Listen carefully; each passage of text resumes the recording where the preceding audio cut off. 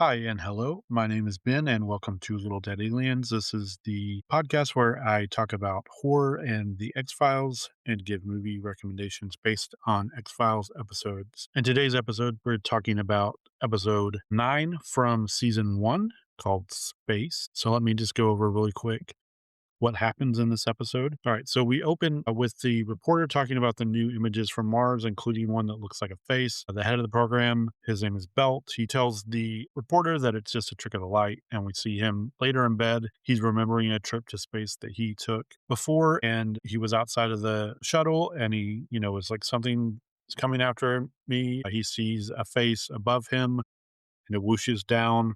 Then we get the opening credits. Then we get to Mulder and Scully. Someone from NASA has reached out to them with some evidence that says that maybe there has been sabotage with the shuttle. We do see that the shuttle is trying to launch and has some issues, so they stop the launch and they move it back. So she's there. Her name is Michelle. She has this evidence of possible sabotage. Mulder and Scully go to Houston to NASA to investigate. They talk to Belt, who is the former astronaut and current leader of this project. So he's in charge. Mulder is like totally nerding out, and this is one of his heroes. We find out that he wants to be an astronaut. Scully is sort of giving him a hard time about that, even to the point of joking and saying, like, didn't he want to get his autograph? Because she's doing all the questioning and he's sort of just like starstruck by this guy. Belt, the guy in charge, assures them that nothing is wrong. There's no sabotage. The launch goes off as planned. Mulder is really excited to have been in the room for the launch. They're leaving, and Michelle stops them and says, communications have gone down. They rush back to NASA, and it's raining. We see the creepy face whoosh towards Michelle's car, causing her to crash. They get her out of the car and they take her back to NASA. They find out that the transmissions to the shuttle are being interrupted from NASA. So they go down to the data bank to find out who's doing it, but there's no one there that is doing it. So they decide to cut comms with the shuttle so that the shuttle can reboot everything itself, which works. Belt lies to the press about everything that's happening, that there aren't any complications. They're sort of curious why he would do that. And Mulder confronts him and he says, if we have all these issues, then they're going to defund NASA, and he doesn't want that to happen. He's just very interested in the payload that the shuttle is delivering, and he wants that to happen regardless of anything else. Later that night, we see Belt in his home again. We see his face contorting into the creepy face from Mars. And then the ghost, I guess we'll call it, leaves his body, kind of flies out the window, and it whooshes upwards. The people on the shuttle, they hear a thump outside, and then they notice a leak in their oxygen. So they are trying to figure out how to solve this in the control room. Mulder tells Scully that this same exact thing happened to Belt on his mission. But Belt's not there. They go to his apartment to find him and bring him back. They bring him back. He seems to be more concerned about the payload and putting that over the astronauts. Michelle and Scully think that Belt is compromised and that he is sabotaging the mission. Mulder does not. Mulder and Scully look for more evidence of sabotage in some older records. Meanwhile, the astronauts do deliver the payload. They're still talking about something that's outside the ship. There's some kind of ghost outside the ship. Bell freaks out. He's just screaming, no, no, no, over and over and kind of freaking out. They find Bell in his office. Mulder and Scully find out that Bell ordered the analysis for the part which was sabotaged. And caused the other shot, sort of proving that he knew about the sabotage, at least because he ordered the analysis. They rush to his office. They find him under the desk on the floor, kind of seizing. Michelle is there, and she says, she's going to bring the shuttle back. Belta's screaming, no, it's out there, don't bring it back, and that it can't survive coming back into the atmosphere. Mulder calms them down and gets them to tell them how to solve the problem, which he does. And it lands safely, and Belt is taken to the hospital because he's, on the verge of dying. We do see at the end of the episode, Belt jumps out of the window, presumably to stop the ghost because he's still possessed by this space ghost from Mars. And that's pretty much what happens in the episode. Belt has been possessed by this ghost from Mars, and he is sabotaging the ship. We don't really ever know why. There's no real resolution of why this ghost was sabotaging and wanting to wreck these shuttles, but that's what happens in the episode. I do think it's kind of funny that we find out that Mulder wanted to be an astronaut. Probably if his sister hadn't been abducted and he had been led into this life of wanting to be an investigator probably might have been an astronaut. So I just think it's kind of funny that there might be a parallel universe, or you could write a parallel universe fanfic where Scully and another agent show up, and Mulder is the fiance, Michelle's fiance, who's up in the shuttle because he's an astronaut. Just something to think about.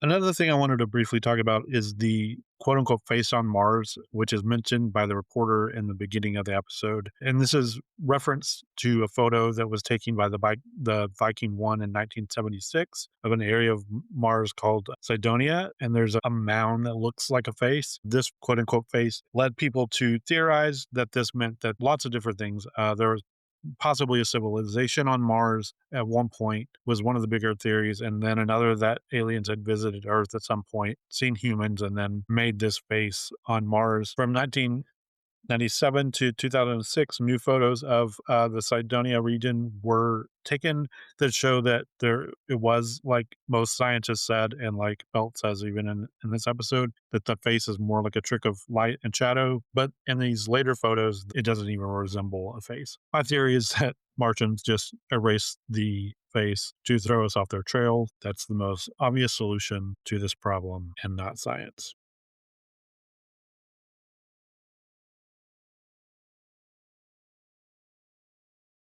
So if we're talking about themes for this episode, I think the biggest one that stands out is possession. And like most possession films and stories, we don't understand that that's what's happening to Belt until later into the episode. When we talk about possession in horror, I think most of the time we're thinking demonic possession, and that is not what's happening in this episode. It's not a demon or anything, it's a ghost from space. I guess we technically don't really know what it is, but I wanted to steer away from the demon thing and demon possession because there's a whole list of those movies. They're not particularly my favorite kind of horror movie. I would say demon possession is probably towards the bottom of my list. It just doesn't interest me very much. Not super scary to me. They all seem very similar. So I don't watch a ton of those, but I do like possession movies where people are being possessed by like another spirit or the ghost of another person or something like that, which I think fits more with this episode a little more than a demon possession. So to start off, I wanted to talk about the Filippo brothers from Australia made two films so far,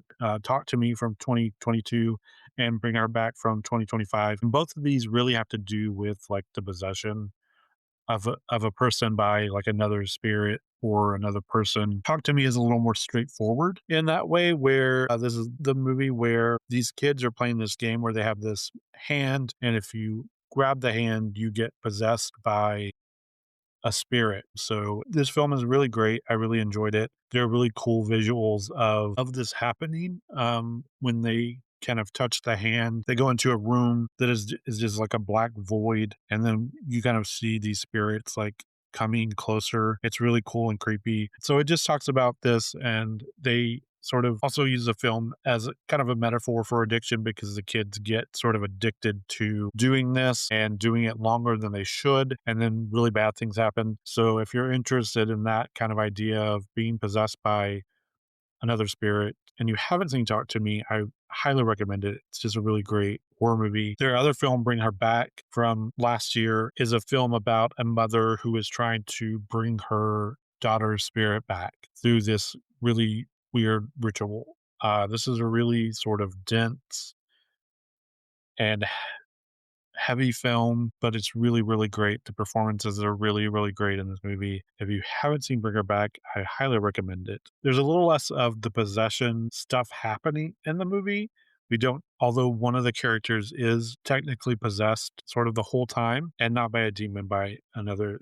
I don't want to give too much away, but yeah, it's Bring Her Back is really great as well. There's a film called Uma from 2022, the same year that Talk to Me came out. This one stars Sandra Oh, and she is a mother who has sort of isolated herself and her daughter from technology and the outside world in a lot of ways. She receives the ashes of her mother, who she was estranged from, and creepy stuff starts to happen. I don't want to give again too much away if you haven't seen this, but this was not my favorite movie. I was looking really forward to it because I love Sandra Oh so much, and I love the idea of this creepy sort of haunting slash possession by another spirit, and it does have that. But I was a little disappointed by it, but it's still a decent watch if you're really interested in these kind of movies. You'll probably enjoy it or enjoy something about it. I think The Shining from 1980 is a good example of this and also fits into one of the tropes that I'm going to talk about a little bit later within this episode. But The Shining, if you haven't seen it, it's based on a Stephen King novel of the same name. And basically, the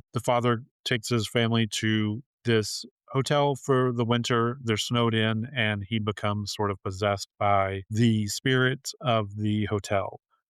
We see a lot of visuals of the spirits in the hotel. His son has what is called the Shining, which allows him to see these spirits and interact with them. So we basically see the main character Jack kind of lose it as he's becoming possessed, and we don't course, know that that's happening. I'm assuming most people have seen The Shining. If you haven't, it's a horror classic for a reason, and it's just really great. There's also from 1986, there's Witchboard. This is a series of movies. I watched all three, I believe, last year for the first time. This first one was my favorite. It's kind of a silly 80s horror movie where this woman, she has a boyfriend and she has a friend, and they're all in this weird kind of triangle together because the friend likes her. But at his party, they use a Ouija board and are believed to be talking to like a little boy. She takes the Ouija board home and she's doing it herself. And it turns out it's the spirit of a serial killer who is then trying to possess them. It's really kind of hokey, but it's a lot of fun. And also has the occurrence of someone being possessed by another spirit, another person. In the same vein, from 1988, we have the Child's Plays movies where Chucky is technically possessed by the spirit of also a serial killer. So all these movies, we see Chucky and he is possessed by this person. I wanted to mention it because, Child's Play movies are great. Uh, Bride of Chucky, I think, is most people's favorite. And then you get two possessions, two dolls possessed by two different people. One of them is Jennifer Tilly. So I don't know why you would not want to watch that. But yeah, the Chucky series has a lot to do with the possession of a doll, not a person, but a doll by someone else. I also wanted to mention again a movie that I mentioned in our episode for Shadows, which is What Lies Beneath from 2000. This is Michelle Pfeiffer and Harrison Ford.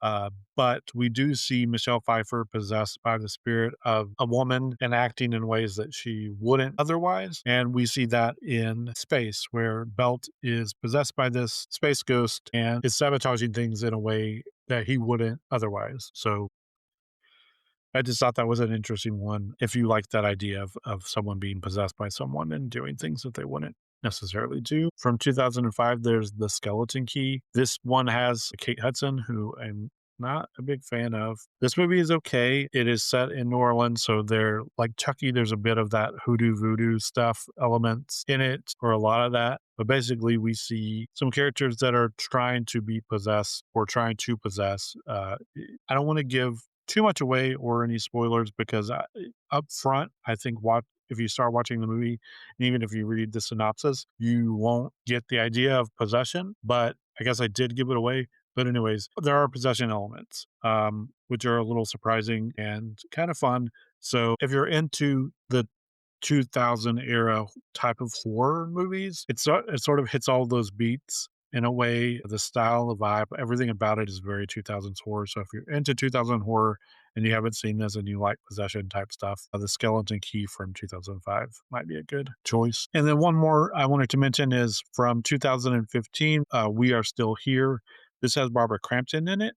She's a mother who her child has died. Her and her husband go move to a different house. It turns out that the house was a funeral home. They start thinking, what is the presence of their son? They invite their friends who are quote unquote spiritualists to kind of help them with this. And it turns out that the family that lived in the house before is trying to possess them. I feel like I'm giving a lot away and giving away maybe the twists and reveals of these movies, but this one has other twists and reveals, and I think will be enjoyable even if you know that that's what's kind of happening. All of these, I think, are still enjoyable even if you know that they're about possession and you didn't before you started watching it. So in this episode, I think some X-Files episodes lend themselves more to the idea and lean into tropes more than others. This one doesn't have a lot of tropes to it that we see in a lot of horror movies. One I wanted to mention is the idea of like the disembodied creepy face like whooshing towards someone, towards the camera, whatever. I've mentioned this before, and this keeps coming up when I am doing my research for these, where there's a trope that in my mind happens all the time. And we see it in like lots and lots of horror movies. And then I go to try to find movies with that an example of that trope, and I can't really find any. And this is one of those where I know that I have seen the visual of like a ghost whooshing towards someone or towards the camera so many times, and I just really can't think of any or find any, even going through a list of like all the movies that I've seen where I know for a fact, oh yes, this happens in this movie. It's just more of a general idea of like I know that this happens and I'm not sure where. I've seen it so often. For instance, the House on Haunted Hill remake from 1999. I am almost positive that that happens in this movie. Um, I didn't want to rewatch it for this episode because while it is a movie that scratches a very particular itch for me, if you like late 90s, early 2000s horror, this is one of those movies that it's gonna like scratch that itch. I tend to like group of people go to a haunted house kind of movies anyways, and it's just one of those movies that I can only watch if I'm in that mood. It's not one that I want to watch otherwise. So I didn't want to watch it for this episode, but I am pretty sure that this happens in that movie. So if you could think of other movies where this happens, like just the face or like the face and the hands, I think is what happens in House on Haunted Hill, the remake, whoosh towards like a character or through it, character or to the camera. If you can think of examples of those, please let me know. I would love to start compiling a list. I will probably start compiling a list of it happens in a movie I watch because it just seems like one of those tropes that does happen a lot. Okay, but one trope or plot device that we do see in this episode that we also see in quite a few horror movies and shows and things is the idea of sabotage or betrayal by someone. So in this instance, Belt doesn't know what he's doing, so it's a little different from some of these that I want to mention because the person is very obviously does know and is sabotaging or betraying on purpose. But I like that idea, and I just wanted to mention some movies that kind of follow that trope or idea. First, we have Your Next from 2011. This is sort of a home invader slasher movie. I don't want to give anything else away because I feel like that is maybe just putting in this category is also giving too much away about the twist and sort of reveal. But Your Next is really great. If you haven't seen it and you're into like slasher final girls, you're going to really like this movie. Next is one that I mentioned a lot, which is The Faculty from 1998. I love this movie. It's Kevin Williamson, it's Robert Rodriguez. It's just great. This is an instance where we see a group of people. We know that one of them is not who they say they are, and they're trying to figure that out. And one of them is actively trying to sabotage the group. And like I said, I just want to mention it every chance I can because if you haven't watched The Faculty, you should. The show Alien Earth from last year, I think, is a really good kind of watch along for this episode. We get sort of the space elements, even though we are on Earth. There's an episode that is set on a spaceship, but in this, we have a lot of different groups trying to do a lot of different things, and we are seeing people sabotage and betray. Some of them are not aware that they're doing that or how they are doing that, which is similar to Belt. Some of them are being manipulated into doing it the same way Belt is being manipulated by this space ghost. So I really enjoyed the series and I'm eager for the second season. I wanted to mention Triangle from 2009. This is a time loop movie. So these friends boat sink and they go onto a really big ship, and time is looping and just being really weird. Just based on perspective, some of them are seeing each other as being saboteurs or betraying the others. Based on that person's perspective, they aren't, and they're just trying to do its best, and they're also trying to figure out what's going on. It's a really interesting movie. I really enjoyed this one. It's set on a ship, so it's a little different than the vibes of the space episode, but something about it really stood out to me as like this idea of like someone being sabotaging or betraying or seemingly me doing that. Another series that I bring up a lot, sorry, but Scream 3 from 2000. In this movie, we see the cast show up because they are making the third Stab movie, which is the movie based on what's happened to these characters in the movie. It's very meta, but someone is sabotaging the film and killing people, and they're trying to figure out who it is. Again, we have that element of someone sabotaging something, betraying the others. And the Scream movies are just great. And then from this year, 2026, I wanted to mention Send Help, because if you haven't seen this one, it's Sam Raimi's new movie. It's really great. These two people are stranded on an island. One is the employee of this boss who's like a total jerk, and she is really into Survivor, and so she knows how to survive stranded on this island. And there's just a cat and mouse game here, but there's also these elements of betrayal and sabotage, um, which might be giving away too much, but this is a really fun movie. This has elements, I think, too, also of like the whooshing face or weird faces, some horror elements that I didn't expect to see in the movie that happened. It was a lot of fun. If you're a fan of Sam Raimi and sort of survival horror, I think you're really going to enjoy this. And last, sort of the main thing I wanted to talk about was, as far as tropes go, the whole like space astronauts, things go bad trope is pretty big in horror. We've got a lot of movies that hit on this subject and these tropes, and that's basically what's happening in Space, the episode, except for we're seeing everything from the ground and not in the shuttle. And in these movies, we're seeing it from the perspective of the astronauts or in the shuttle or wherever they are going in the shuttle, and not the ground. The first one, I just feel like I had to mention, doesn't fit super well, but it's Ghost of Mars from 2001. It's called Ghost of Mars. How am I going to leave it off this list?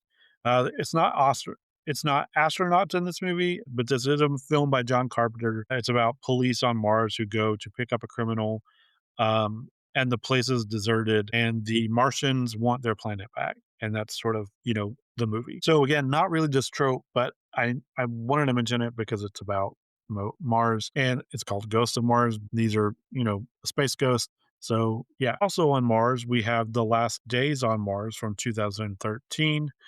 This one leaves Schreiber on the last day of their mission on Mars. He goes to collect the samples of bacteria that they have warned him and have decided to leave alone because they seem dangerous. He goes to get them anyways. He falls into a cavern. They go to rescue him, and bad things start to happen. And from 2000, we have Red Planet. Again on Mars, astronauts on Mars go to find a solution for a dying Earth, and things go bad. But basically, all of these are whatever the plot is, and then things go bad. We got Red Planet from 2000. Also from 2000, we have Mission to Mars, where a group of astronauts go to Mars to rescue and find out what happened to the previous mission. And, bad things happen. Those are all the Mars movies. Let's talk about moons for a minute. Europa Report from 2013. This is a found footage movie where astronauts are going on a mission to one of Jupiter's moons. This one can be a little boring, but I think it's always interesting to see found footage done in different ways. And so this one's set in space. It's found footage in space. Check it out if you're into that. We have Apollo 18 from 2001. This is a found footage movie about three astronauts who are sent to the moon and bad things happen. I didn't particularly love this one. It sounds like everything I should love because I'm into space, I'm into found footage, I'm into creepy alien stuff, but this one just kind of missed the mark for me. Um, but if you're into any of those things, you might enjoy it. We have The Silent Sea from 2021. This is a Korean movie about a mission to the moon to explore an abandoned research facility. And you can probably guess it, but things go bad. Things go very badly. And then another TV series I wanted to mention is Night Flyers from 2018. This is based on a George R. Mm, short story about it's not technically astronauts, they're just on the spaceship. My husband and I binged this and watched it all in one day, I think, and it's really great. It's sort of just like everything unraveling and going really badly. Watching it, the impression that I got and the sort of way I kept describing it to people that I wanted to also watch it was that it's like an onion of bad decisions where every bad decision just leads to layers of new bad decisions, and they're all just making bad decisions and everything is going really, really badly. This was really good. When I watched it, it was on Netflix. I don't know where it's at now, but it's called Night Flyers from 2018. And I highly recommend it if you're into space and just things going really badly, which is kind of what happens in this episode. Everything is kind of going badly. And Mulder and Scully help to figure out how to make it not go so badly. Okay, well, that is all of the recommendations I have for this episode, Space. Hopefully, I mentioned some that you have not seen, and you will get some great recommendations and some spooky stuff to watch. If you watch any of these and really like them or really hate them, let me know. I would love to talk about them with you. There are a few that I have not watched that I plan to watch now. Again, my name is Ben. You can find me online at Little Dead Alien on Instagram or Blue Sky. I am part of the Glitterjaw Queer Podcasting Collective. You can find more about my show and all of the different shows we have there, which are really cool and nerdy, at glitterjaw.com. I hope you have a really good day, and please don't get possessed by any space ghost or human ghost today.